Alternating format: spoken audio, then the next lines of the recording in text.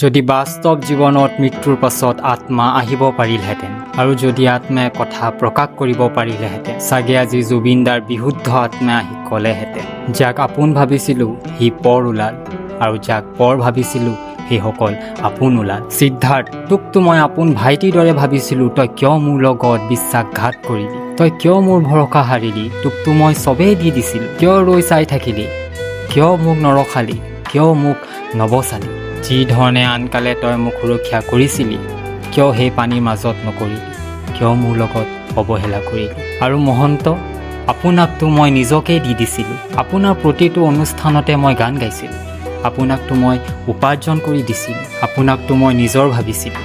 কিয় মোৰ লগত চক্ৰান্ত কৰিলে? মই অসুখীয়া আছিলোঁ, তেতিয়াও আপোনাৰ কথা ৰাখিছিলোঁ।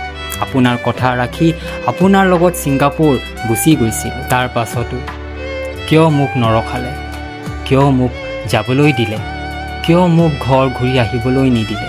কিয় মোক সেই সাগৰৰ পানীত এৰি দিলে? মোৰ বহুত সপোন আছিল, মোৰ বহুত আশা আছিল, মোৰ বহুত আধৰুৱা কাম আছিল। মোক গৰিমাক দেখুওৱা সপোনবোৰ পূৰা কৰিব আছিল, মোৰ এটা ঘৰ গঢ়িব আছিল। তহঁতক ভৰসা কৰিলোঁ, চাগে মই ভুল কৰি দিলোঁ। কিন্তু এয়া শেষ নহয়, কৰ্ম বাকী আছে।